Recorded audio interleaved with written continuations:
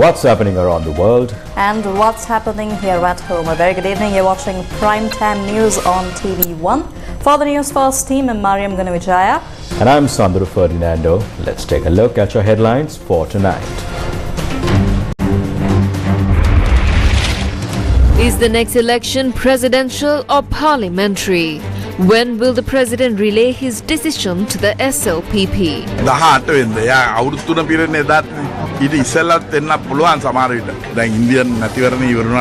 If a general election is called based on Basil's aspirations, the country will be in crisis again, warns Patali. Dhammika introduces new symbols to counter harassment against women. Legitimacy of the SJB is a cause for concern, and Diana's spouse issues a challenge. මේ වෙලාවේදී Sajith Premadasa UMP එකේ සමාජිකයෙක්.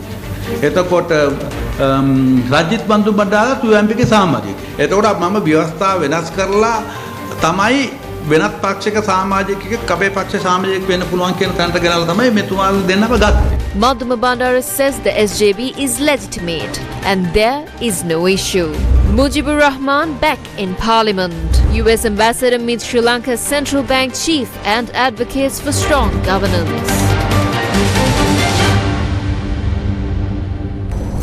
First up in news here at home, founder of the Sri Lanka Podujana Peramuna, Basil Rajapaksa, said that President Ranil Wickremesinghe will inform the SLPP if a presidential or general election will be held next, on or before the 18th of June or once the India Lok Sabha concludes.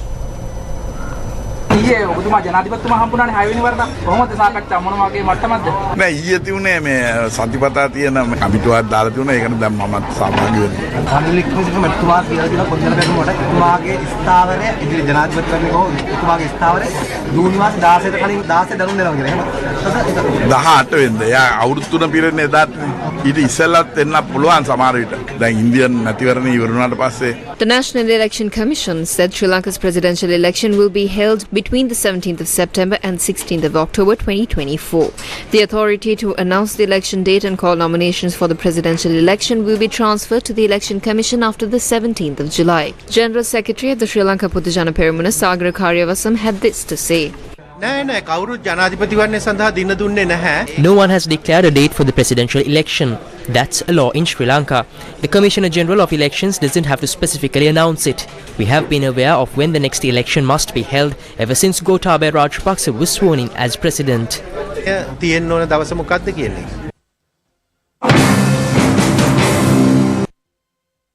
According to MP Patali Champika Ranavaka, though Basil Rajapaksa perceives a need for the dissolution of parliament, a serious economic crisis would re-emerge if the president opts for such a decision. Basil Rajapaksa මහත්මයාට ඕන කරලා තියෙනවා පාර්ලිමේන්තුවේ බහුතරයක් කියනවායි කියලා පාර්ලිමේන්තුව විසිරවන්න ඕනේ කියලා. එහෙම පාර්ලිමේන්තුවේ බහුතර පිරිසක් Basil Rajapaksa is calling for the dissolution of parliament, citing majority in the house. We do not oppose any move to dissolve parliament if a motion is passed by a majority vote in the house. However, if the dissolution takes place against the president's wishes, then there is an issue. The president was appointed on the promise that he would stabilize the economy. The dollar-denominated debt needs to be restructured before June. The debt we are to receive from the World Bank, IMF, ADB, etc. are held up due to this debt restructuring process. Therefore, the president must not call for an election that would rescue the Rajapaksa family. He must ensure that the country is stabilized before June by following the debt restructuring process. Before any other election, the local government election must take place. ඒ වගේම අපි මතක් කරනවා තියෙනවා නම් ඡන්දයක් ඊට කලින් පළාත් පාලන ඡන්දය තියන්න. This is what the Youth for Change organization had to say.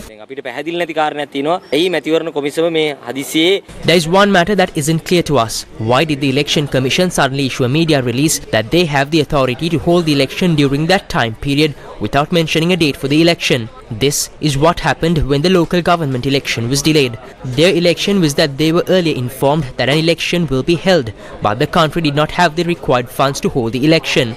The Election Commission has announced the dates the presidential election must be held according to the country's constitution. We aren't sure why they had to issue the media release. The president was saying that the election will not be held until the IMF conditions are met. So the Election Commission media release has been issued against such a backdrop. However, we believe that a presidential election is due. If that election is postponed, that move will violate the democracy of this country and could create chaos in the country. මැතිවරණයේ ජනාධිපතිවරණයක් එන්න නියමිතව තියෙනවා. ඒක කල් දානවා නම් ඒක බරපතල විදිහේ ප්‍රජාතන්ත්‍රවාදයේ උල්ලංඝනය කිරීමක් සහ රටේ බරපතල තත්ත්වයක් නිර්මාණය වෙන්න පුළුවන් එකක්. The Sri Lanka Podujana Peramuna launched its election operations centre in Rajamalwatha, Bathramula today.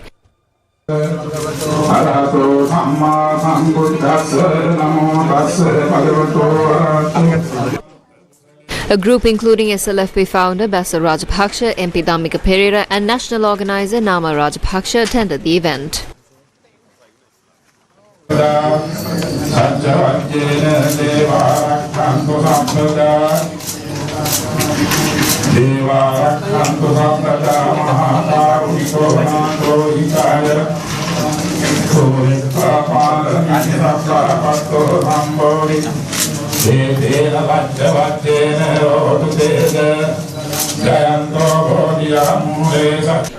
The SLPP said that the party's presidential candidate is yet to be decided.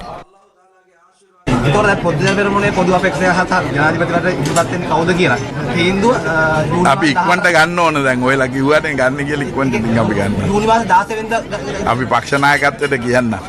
ඒක ජූනි මාස 16 වෙනිදා කියනවා කියලා එහෙම තීරණයක් කරන් තියෙද? නෑ තාම මම දන්නේ නැහැ. ඊට ඉස්සෙල්ලා ගත්තොත් හොඳයි. තරුණ නායකත්වයට අවස්ථාව දෙනවද? ඕ අපි දැන් දීලා තියෙනනේ වෙන පක්ෂවල දුන්නේ නැහැනේ ජාතික සංවිධායක මොකක්වත්. අඩු ගානේ දැන් අපි ඒක දීලා දෙනවා කාන්තාවකට දුන්නා අපේ භාණ්ඩාගාරිකම. ඉතින් දැන් තව අතාරින්න දෙයක් නැහැ අපිට. ඔක්කොම අතාරලා තියෙනවා. ජනාධිපතිතුමා දැන් 18 වෙනිදා කිව්වොත් අපි කොහොත්වත් එක එකතු වෙලා යන්න කැමතියි කියලා. එතුමාද ඒක අපේක්ෂක වෙන්නේ? ඒක ඉතින් දන්නේ නැහැ. ඒක පක්ෂේ තීන්දුව කරන්නේ. ඔබතුමාට තාම තීරණයකට ඇවිල්ලා නැත්තේ ප්‍රමාදයි නේද? ඒක ප්‍රමාද හන්ද තමයි ඉක්මන් කරන්නේ. ප්‍රමාද විත්තේ අපිට තේරුන්නේ නැහැ ඔයලා කියනක.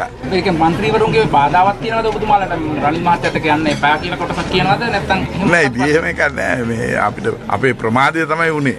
පක්ෂය මෙච්චර අමාරු වෙලාවක තියෙන වෙලාවක ඔබතුමා ඇයි ජාතික සංවිධායක ධූරය බිමින් තිබ්බේ? තරුණ කට්ටිය දෙන්න කියලා ඔයාක් මම දැන් කිව්වේ. ඒක වර්තමාන ජනාධිපතිතුමාත් එක්ක එකතු වෙලා ගමනක් යනවද නැත්නම් පොදු ජන පෙරමුණ තනිව යනවද මොකක්ද? නෑ අපි රට වෙනුවෙන් ඕන කෙනෙක් එක්ක එකතු වෙන්නත් කැමතියි වෙන් වෙන්නත් කැමතියි. ඔබතුමාද අපේක්ෂකතුමා පොදු ජන පෙරමුණ අපි ඒක මෙහෙම ඒක පක්ෂයෙන් අපි ඉස්සෙල්ලා බලමු.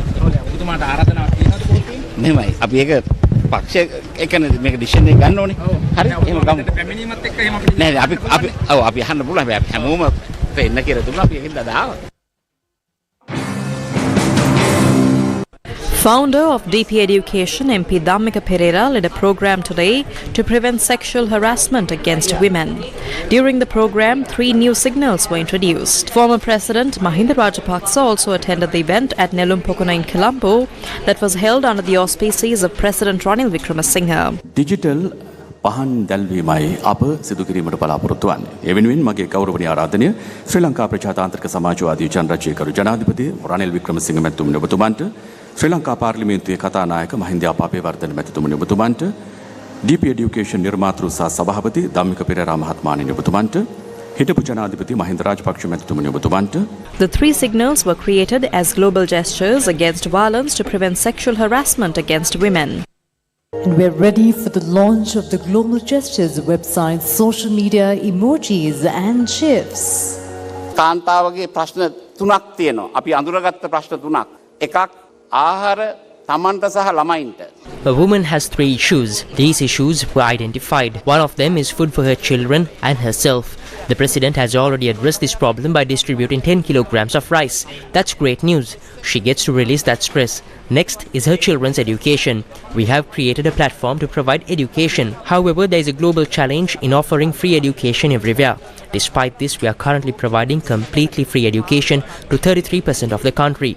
We are seeing a rise in sexual abuse of women and girls. This is a serious issue that needs to be addressed. To combat this, we have introduced 3 manual signals starting today. You will be able to add more signals in the future. We have created 3 emojis to report cyber harassment on social media. We hope that these initiatives, along with a major public awareness campaign, will help reduce sexual harassment. කාන්තාවන්ට සිදුවෙන ලිංගික හිරිහැරය අඩු වෙයි කියලා.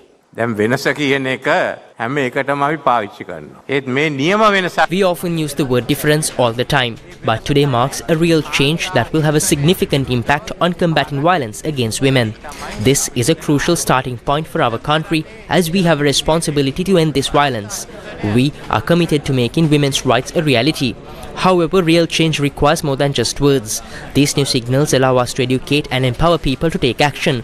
The Prime Minister, myself and several ministers discussed another important matter. Following the presidential and parliamentary elections, Sri Lanka is due to hold provincial council elections. We recognize that women are significantly underrepresented in these councils. The Prime Minister and I agreed to reach out to the other party leaders to propose an amendment to the Provincial Councils Act. This amendment would ensure women's representation in the councils with a minimum of 25% of seats reserved for women.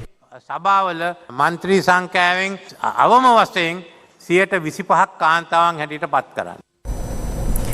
After Diana Gamage lost her parliamentary seat, her husband Senaka De Silva convened a media briefing and raised concerns regarding the legality of the Samagi Janabala Vega.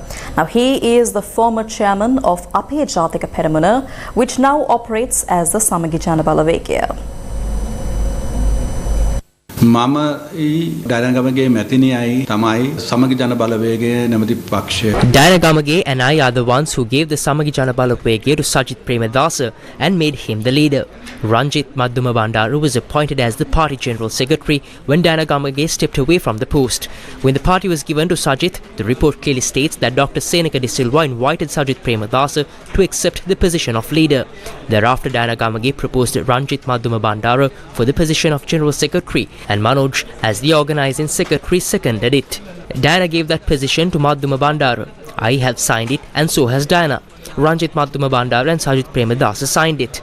At the time, Sajith Premadasa was a member of the UNP, and so was Ranjit Madhuma Bandaru. I changed the party constitution in a way that I can accommodate them even when they were members of another party.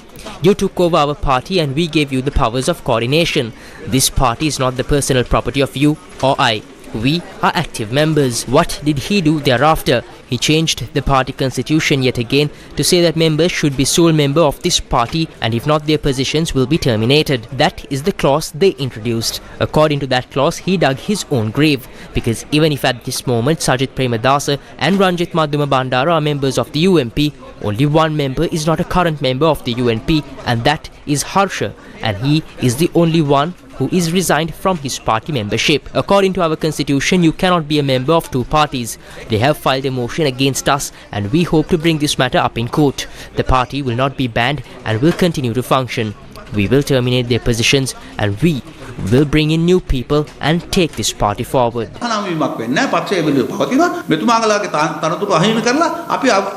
අපිට අවශ්‍ය මිනිස්සු දාගෙන මේ පක්ෂේ ඉස්සරහට ගෙනියනවා. දැන් ඔබතුමාට සමගි ජන බලවේගයේ තියෙන අයිතියත් එක්ක ඔබතුමාට පුළුවන් ද කෘත්‍යාධිකාරී මණ්ඩලයක් ඇඳවන්න? අනිවාර්යෙන් පුළුවන්. මමනේ සභාපති හිටපු සභාපති. මමනේ උපසභාපති. Of course I can. I am the former chairman. I am the vice chairman. After the demise of Mangala Samaravira, it is I who brought this party forward. I am the one who appoints Sajith and Ranjit Madhuma Bandaru. ඒ මදුම බණ්ඩාරවයි පත් කරන්න ඉස්සෙල්ලා මමනේ පත් කරන්නේ. SJB General Secretary Ranjit Madhuma Bandaru and Professor G.L. Pires convened a media briefing to elaborate on the legality of the Samagi Janabala Vega as a political party. මේ පක්ෂේ මේ ඩයනා ගමගේ මන්ත්‍රීතුමා අයිති පක්ෂයක් නෙවෙයි. මේකේ මේ පක්ෂේ This party doesn't belong to Diana Gamage. The administration was previously led by the late Mangala Samaravira. Subsequently, a close associate of Diana Gamage assumed the post of chair. The establishment of our party took place between 2019 and 2020, a process that typically spans 4 years in this country. It's common practice here to either form a new political party or align with an existing one. We followed suit, much like that the Sri Lanka Pujdana Peramuna. In 2020, a faction from the United National Party contested the legality of our party in court. However, the court dismissed their case, affirming our legal status. The Election Commission also confirmed our legitimacy in writing prior to the elections, with Sajith Premadasa as chair and Ranjit Madhuma Bandaru as general secretary. Our participation in the last election under the Samagi Janabala Vega banner further solidified our standing. No one can rightfully contest our legitimacy, not even G.L. Pires, the chairman of the SLPP, who wisely refrains from doing so. Thus, our party stands on solid legal ground and cannot be challenged. එතුමා බුද්ධිමත් නිසා තමයි ඒක නොකියන්නේ. වෙන්නේ. ඉතින් මේ පක්ෂෙහිම කාටවත් නීත්‍යානුකූල අයිතියක් ඇත්තේ නැහැ. කාටවත් මුකුත් කරන්න බෑ. අපේ ජාතික පෙරමුණ කියන පක්ෂය It was first called the Ape Jatika Peramuna and it was led by Mangala Samarveera and Shripati Suryarachi, not Diana Gamage. The law does not state that a person who does not have a citizenship cannot register a political party. However, there are certain matters where citizenship is vital. In the absence of the citizenship, you cannot contest an election. You cannot cast a vote or take a seat in parliament. Diana Gamage did not sign nominations for any SJB MP. There is no risk to the party and I state it with confidence. The SJB MPs are safe. සජිබේ මන්ත්‍රීවරුන් සම්පූර්ණයෙන් සුරක්ෂිතයි. Mujibur Rahman took oaths as a member of parliament to fill the vacancy created due to the determination of the Supreme Court cancelling the parliamentary membership of Diana Gamage. He took oaths in the presence of Speaker Mahinda Yapa-Abeyewardena. Muhammad Mujibur Rahman do strongly declare and affirm that I will uphold and defend the Constitution of the Democratic Socialist Republic of Sri Lanka. On Thursday night, the Election Commission announced via extraordinary gazette that Mujibur Rahman was declared elected as a member of parliament. I left parliament to contest for the post of mayor of Colombo from the SJB and convert that election into a mandate that would lead to an SJB victory. We witnessed how the president and the government delayed the poll citing lack of funds since a national list seat was left vacant. The party reached a decision to appoint me to that seat. දැන් මේ ඩයනා මන්ත්‍රීතුමියගේ හොසිවීමත් සමග ඔබතුමාලගේ පක්ෂයටත් අර්බුදයක් ඇති වෙනවා කියලා කියනවා. නෑ එහෙම කිසිම ප්‍රශ්නයක් නෑ මම දැක්කා. There will be no issue. I heard the comments made by a minister and chose the comments were made due to lack of awareness. The cabinet minister should be educated on these matters. තුමාට මේ cabinet එකේ ඉන්න ඇමතිවරුන්ට ඔය නිකන් ඉන්න වෙලාවකට ටිකක් මේ දැනුම ලබා දෙන්න. The Supreme Court has scheduled a hearing for the petition filed by former State Minister Diana Gamage seeking to annul her expulsion from the Samagijana Balawegya. The hearing is set for the 28th of this month. Today, the petition was called before a bench of judges comprising Gamini Amarasekara, Kumuduni Vikramasinghe and Mahinda Sameyawardena. Given that the Supreme Court previously ruled on Diana Gamage's status as a member of parliament on the 8th, President's Counsel Faiza Mustafa, appearing for the ex-state minister, informed the court that he would provide details on the next steps related to the petition after thorough examination of the ruling. He requested approximately 3 weeks for this purpose. President's Counsel Faiza Mustafa, appearing for the respondents, argued that since the Supreme Court had already determined Diana Gamage's unfitness for the parliamentary position, there was no need to proceed with the petition. The petitioner contends that her expulsion resulted from allegations by a group, including the General Secretary of the Samagijana Balawegya, accusing her of supporting the 20th Amendment to the Constitution. She asserts that the lack of a responsible disciplinary investigation violated the legal principle of natural justice. Newsfirst with the people. An interim compensation of over $1.3 million for the Express Pearl maritime disaster has been approved. Do you remember? Sri Lanka's Attorney General's department said the MV Express Pearl's insurers have approved the interim compensation of over $1.3 million. Meanwhile, Sri Lanka has taken legal action by filing a case in the Singapore court where Sri Lanka is seeking compensation for the damage caused to the country's marine ecosystem due to the maritime disaster. This is not a new offer, nor it is a victory from the Singapore lawsuit. It's a result of pre-existing discussions. The compensation amount and the government's beach cleanup costs were already established. Details of the promised compensation from the shipping company or insurer and the amount requested by the government remain undisclosed. Following the Singapore lawsuit, the government should disclose this information. Do you remember? 2 years and 11 months have passed since the MV Express Pearl sank in the Sea of Sri Lanka. The Express Pearl's 81 containers of hazardous materials and 25 tons of nitric acid were completely destroyed in the fire, causing severe damage to the Sea of Sri Lanka. It was later revealed that the Express Pearl had been rejected by several ports due to a chemical leak. However, Sri Lankan authorities, unable to manage the situation, allowed the vessel to enter port facilities outside Colombo without properly assessing the potential destruction. The Express Pearl burned with chemicals for days before finally sinking in the Sea of Sri Lanka. This resulted in a significant amount of debris, including plastic noodles released from the burning ship, littering Sri Lankan shores. Do you remember the hundreds of sea creatures, including turtles, whales and dolphins, that died and washed ashore? Do you remember? Foreign media labelled this incident as one of the most serious maritime disasters in the 21st century. Newsfirst stressed the importance of obtaining proper scientific samples and data to assess the full extent of the damage. Newsfirst argued that while the environmental destruction is priceless, fair compensation should still be sought. Estimates suggest that compensation for this disaster could exceed $6.4 billion.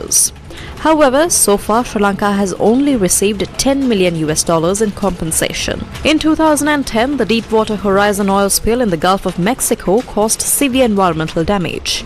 The United States successfully pursued criminal charges against British Petroleum and secured a $4 billion compensation. Similarly, following the Suez Canal blockage caused by the grounded cargo ship, Egypt demanded $550 million in compensation from the ship's owner. These examples highlight the potential consequences of environmental damage.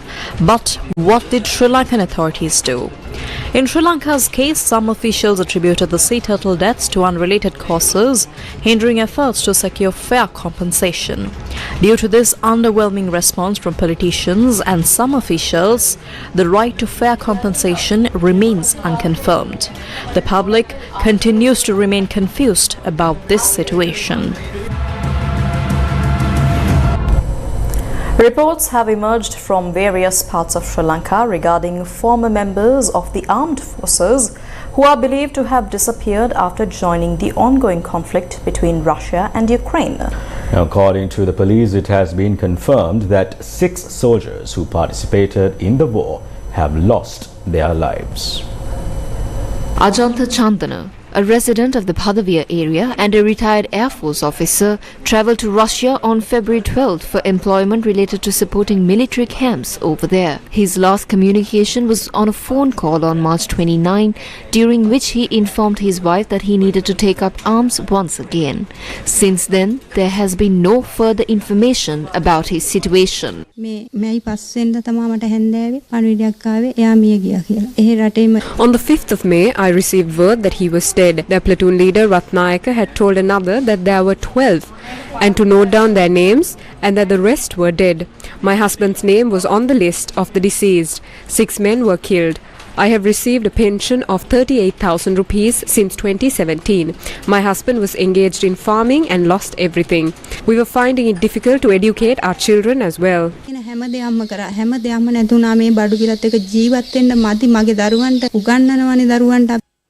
Asanka Chandana, a 47-year-old father of 2, is currently missing in Russia. Coincidentally, Pradeep Kumara, a retired commando officer from Madhavachia, also departed for Russia on the same day as Asanka Chandana. Kumara indicated that he was going to Russia to assist in a supportive capacity. On March 29, Pradeep Kumara made a phone call to his home, but since then, no further information has been received about his situation. He said his phone was taken away and that he had to take up arms. He also spoke with our daughter. He went overseas via their senior officers. They are also the ones who were arrested. One person said that my husband was killed on the 18th of April.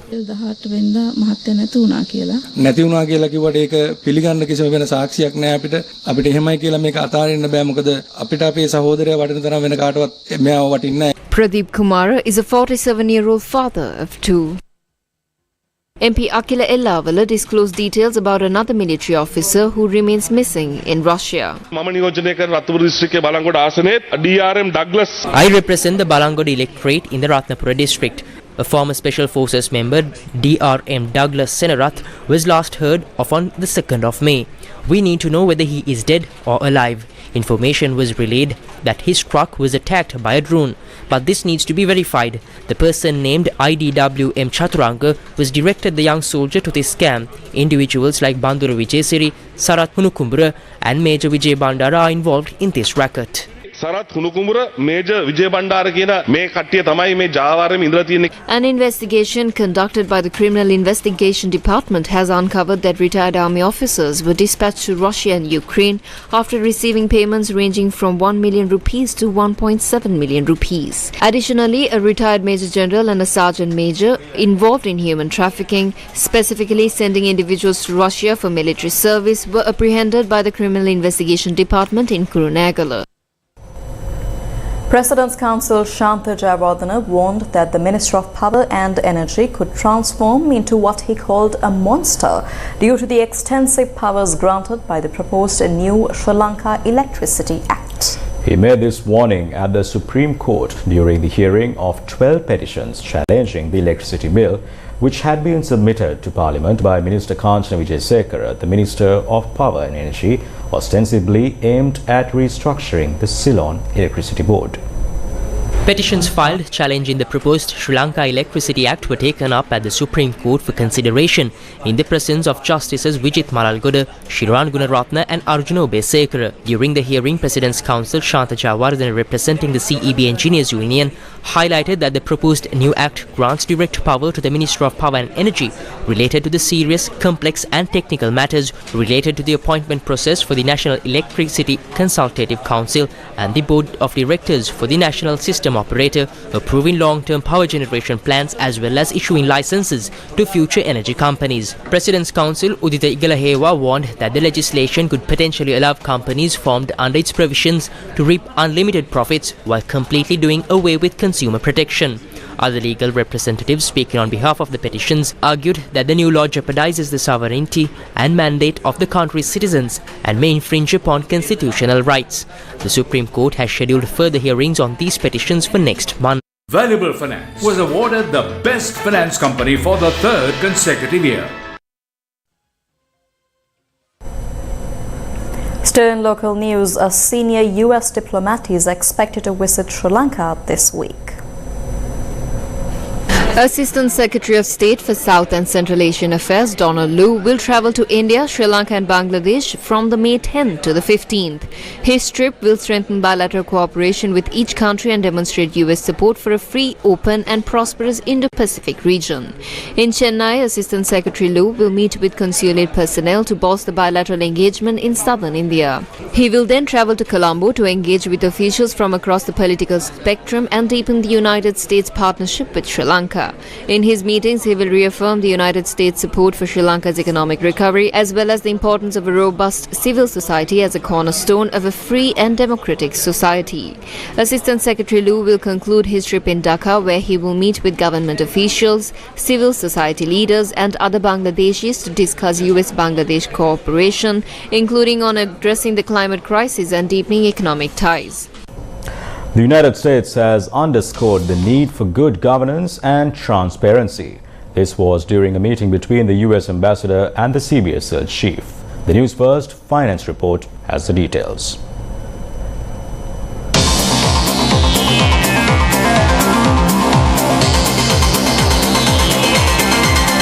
The Newsfirst Finance Report. US Ambassador to Sri Lanka Jolie Chang held talks with Governor of the Central Bank this week. In a post on X, the ambassador noted that she discussed bilateral ties, debt restructuring and ongoing reforms with Dr. Nandalal Veerasinghe at the US Embassy premises. She had underscored the need for good governance and transparency as the United States continue to support the development of a strong and dynamic Sri Lankan economy. Sri Lanka Minister of Power and Energy Kanchana Wijesekara said that 2 floating solar pilot projects implemented with the financial and technical assistance of the Republic of Korea in partnership with the Ministry of Power and Energy and the Sustainable Energy Authority is nearing completion. He said that 2 projects of 1 megawatt each in Chandrikawava in Nambalipitia and Kiribbanwava in Sevanagala is constructed with a financial grant from the Korea Institute for Advancement of Technology of Korean Ministry of Trade, Industry and Energy and implemented with the technical assistance and construction by Yushing Engineering Private Limited, Bosang Powertech Co Limited and Scotra Company Limited. The 2 projects commenced in 2023 and will be completed by July 2024. Debt owed by various countries, especially in South Asia and Africa, to China has multiplied in recent years. China is either the sole or the major lender for the majority of these countries. In other words, these nations owe a large share of their external debt only to China. The debt owed by South Asian, African and South American countries to China increased significantly post the 2010s. According to the World Bank's latest International Debt Report 2023, this was due to China's Going Global strategy, which was initiated in 1999 to improve Chinese investment and lending abroad. By the end of 2022, low and middle-income countries owed China a total of $180 billion. In comparison, the low and middle-income countries' total debt owed to the International Bank for Reconstruction and Development, a global development cooperative owned by 189 nations, was just a little higher at $223 billion. Interestingly, China has given a big chunk of its new loans in recent years to neighboring countries, while its loans to African and South American economies have fallen. Pakistan's total external debt stocks owed to China rapidly surged from $7.6 billion in 2016 to $26.5 billion in 2022. In the same period, Sri Lanka's total debt owed to China almost doubled from $4.6 billion to $8.8 billion. Bangladesh's increased from $0.97 billion to $6 billion. Maldives increased from $0.3 billion to $1.2 billion. Nepal's increased from $0.07 billion to $0.26 billion.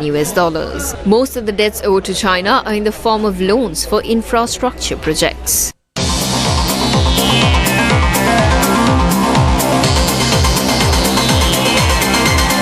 The Newsfirst Finance Report. Roshan Rajadure, spokesperson of the Planters Association of Ceylon, says that he agreed in writing to pay the basic salary of 1,200 rupees as per the President and Minister of Labour.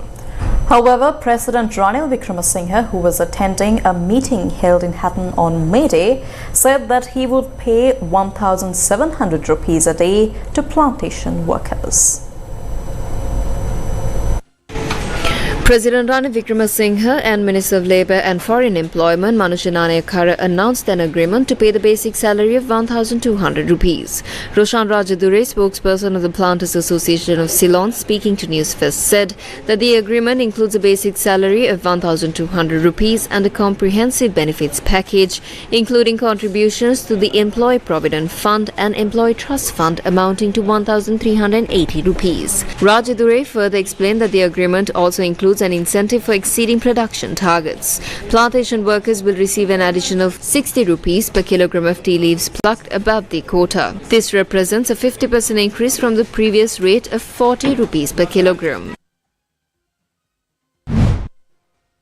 President Ranil Wickremesinghe announced a daily salary increase for plantation workers to 1,700 rupees during the May Day rally held in Hatton for May Day, organised by the Ceylon Workers' Congress. Minister of Labour and Foreign Employment Manusha Nanayakkara, Ceylon Workers' Congress President and Eastern Province Governor Sendil Thondaman and General Secretary and Minister Jeevan Thondaman were also present. The announcement coincided with the issuance of a special gazette establishing a daily wage of 1,700 rupees for plantation workers. This increase comprises 2 components: a basic daily salary of 1,350 rupees, which includes a budgetary relief allowance and it's subject to contributions to the Employee Provident Fund and Employee Trust Fund.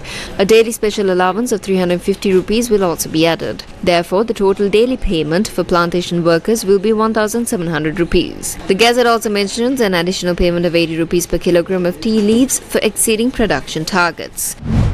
Minister of Labour and Foreign Employment Manusha Nanayakkara clarified in yesterday's Parliament session the basic salary of 1,200 rupees will have to be gazetted. Roshan Rajadure, spokesperson of the Planters Association of Ceylon, confirmed that both the President and Minister of Labour and Foreign Employment had provided a written confirmation of a 1,200 rupees base salary. Meanwhile, the Ceylon Workers' Congress President and Eastern Province Governor Sendil Thunderman, speaking to Newsfirst, said that he expects the 1,700 rupees as announced by the government to be paid. He said that if the plantation companies do not pay 1,700 rupees, strict action will be taken against them. Meanwhile, MPP National Executive Committee member Arun Hemachandra expressed his views at a media conference held in Trincomalee today regarding the salary increase for plantation workers. அவர்களது மே தினத்தினை வெற்றிகரமாக செய்ய முடியாத நிலைமை காணப்பட்டிருந்தது. Concerns arose that public participation in May Day rallies would be low. This may have led unions fearing an unsuccessful May Day to present a united front and announce a significant salary increase for plantation workers through the president. However, this announcement raises questions about the sincerity of this move. The substantial increase suggests a political ploy by the government, potentially more concerned with public perception than the actual well-being of the workers. This further highlights a recurring issue, the exploitation of plantation workers by successive governments to further their own agendas. சாதகமான விடயங்களை நிறைவேற்றிக் கொள்வதற்காக இந்த மக்களினை பகடை காய்களாக பாவித்ததுதான் இங்கு நிதர்சனமாக காணப்படுகின்றது. Meanwhile, Member of Parliament M. Kumar, who attended a media conference held today in Gampola, commented on the salary issue of plantation workers. பெருந்தோட்ட தொழிலாளர்களின் சம்பளம் தொடர்பாக ஈதோகா நடத்திய இந்த கூட்டு நாடகம் வெட்ட வெளிச்சத்திற்கு by the state companies has reached a boiling point. They initially announced a raise to 1,700 rupees, hinting at consequences for those who opposed it. However, within 24 hours, the situation took a shameful turn.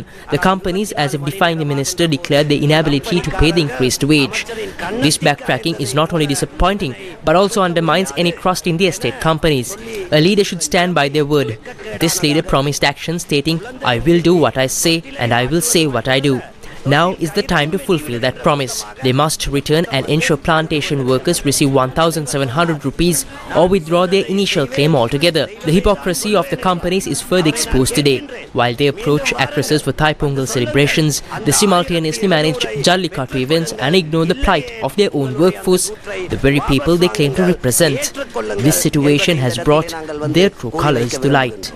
அவே உங்களினுடைய முகம் இன்று வெளிச்சத்திற்கு வந்திருக்கின்றது.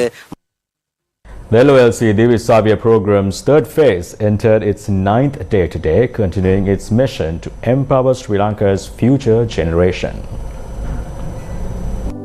Under the Divisavya program, exercise books and stationery equipment required for a year are distributed free of charge to government schools with less than 150 students.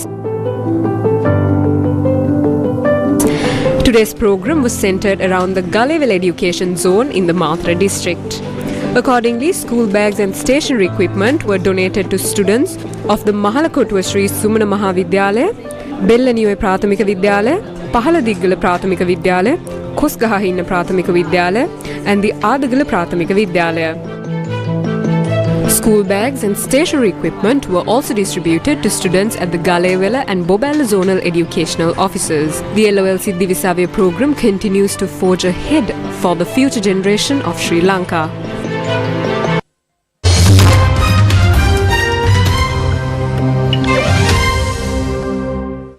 Even without a full-scale Israeli ground invasion, Rafah's medical facilities have been overwhelmed. Medics say more than 1 million people sheltering in the southern Gaza city are at risk of being deprived of health care after the Israeli military began a limited operation against Hamas on its eastern outskirts on Monday. The largest of the city's 3 partially functioning hospitals, Abu Yusuf al-Najjar, had to be hastily abandoned the following day after staff received an evacuation order and there was fighting nearby. The hospital's dialysis department had been the only surviving one in Gaza, a lifeline for patients suffering kidney failure. The Israeli advance has also cut off access to the nearby European Gaza hospital in Khan Yunis, where critical patients were being referred for surgery, as well as the nearby Rafah and Kerem Shalom border crossings. 2 people were killed in Russian shelling on Ukraine's southern city of Nikopol, while Ukraine's Air Force said air defense systems destroyed 17 out of 20 Russian attack drones targeting the southern Odessa region. No casualties were reported from those attacks. Regional governors said 8 people were injured and dozens of buildings damaged in a Ukrainian air attack on Russia's Belgorod. Ukrainian president said their army was facing, quote, a really difficult situation, in court, against Russian forces on the Eastern Front, but that the US's $61 billion military aid package was coming and would turn the tide. Ukraine's state energy company said 2 hydropower plants were no longer operating after the devastating damage. Unnamed intelligence sources in Kyiv told the Reuters and AFP news agencies that a Ukrainian drone struck a major oil refinery in Russia's Bashkortostan region on Thursday from some 1,500 kilometers away in the longest-range attack since the start of Moscow's full-scale invasion. Russia's emergency services said that an oil processing, petrochemical and fertilizer complex in Bashkortostan was damaged. Benjamin Netanyahu has said Israel can stand alone after the US warned it could halt arms shipment if the Israeli Prime Minister ordered a full-scale invasion of Rafah in Gaza. He said, quote, "If we need to, we will stand alone. I have said that if necessary, we will fight with our fingernails," end quote. אנחנו יותר חזקים, אנחנו נחושים, ואנחנו מאוחדים כדי להביס את אויבינו, את מבקשי נפשנו. אם נצטרך לעמוד לבד, נעמוד לבד. אמרתי כבר שאם צריך נילחם בציפורניים, אבל יש לנו הרבה יותר מאשר ציפורניים. ובאותן תעצומות נפש, בעזרת השם, יחד ננצח.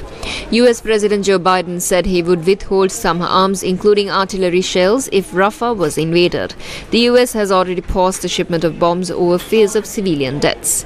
Netanyahu yesterday, however, recalled the war of 1948 to dismiss warnings from the US, Israel's closest ally. Every year there are fewer African penguins, and soon there may be none at all. Scientists say that the species is declining by around 8% every year. As the ocean swells around the rocky shore of South Africa's Betty's Bay, penguins hop along the borderline, calling to one another in short, raspy barks. The African penguin, which is native to South Africa and Namibia, has lost 99% of its population over the last century. A seabird conservationist for BirdLife South Africa warns, quote, "If the current rates of decline persist into the near future, we could see the extinction of the species within our lifetime by 2035, so the situation is extremely urgent," end quote.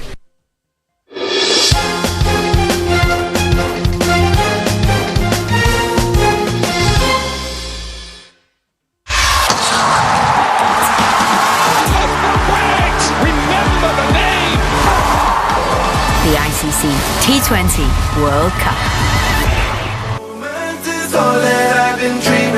T20 cricket has grasped the attention of the world by storm.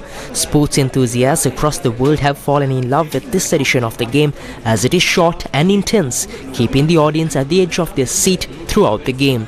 When the Benson and Hedges Cup ended in 2002, the England Cricket Board needed another one-day competition to fill its place. Cricketing authorities were looking to boost the game's popularity with the younger generation in response to dwindling crowds and reduced sponsorship. The first official 2020 matches were played on the 13th of June 2003 between the English counties in the 2020 Cup. In rapid pace, the new edition initiated several T20 leagues across the world. The ICC T20 World Cup. And with that, we wrap up news for tonight. Thank you very much for joining us. Good night and take care.